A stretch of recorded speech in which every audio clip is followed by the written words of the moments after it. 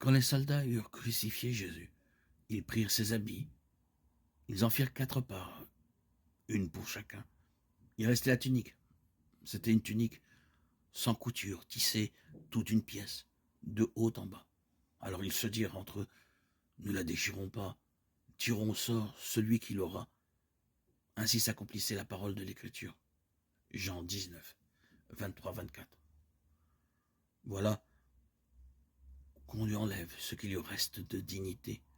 Plus de vêtements, il est nu. Où va donc s'arrêter cette humiliation? En étant dépouillé de ses vêtements, Jésus, en plus de la souffrance physique, subit la souffrance psychologique.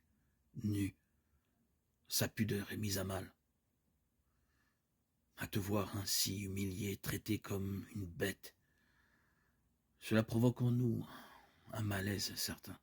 De nos jours, nous n'avons ni peur, ni honte d'exposer notre nudité au regard des uns et des autres, en portant des vêtements provoquants et des petits bouts de tissu qui ne cachent pas grand-chose.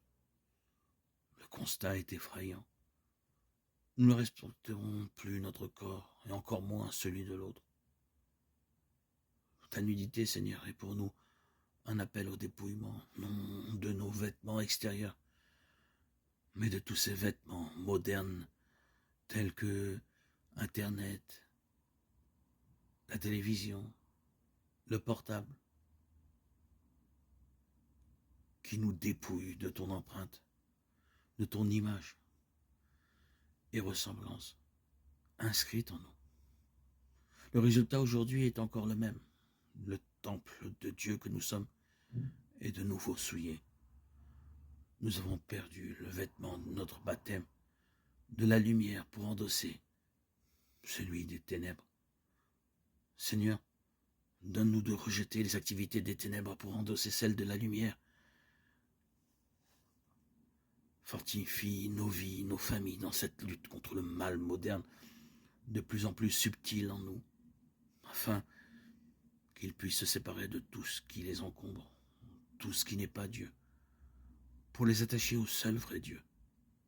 Que ta parole soit la lumière qui éclaire leurs pas, afin de persévérer sur la route de conversion qui les mène en terre promise, terre de l'alliance où l'homme retrouve l'image perdue. Changez vos cœurs, croyez en la bonne nouvelle, changez de vie, croyez que Dieu vous aime. Je ne viens pas pour condamner le monde, je viens pour que le monde soit sauvé. Je ne viens pas pour les bien portants, ni pour les justes, je viens pour les malades, les pécheurs. Je ne viens pas pour juger les personnes, je viens pour leur donner la vie de Dieu.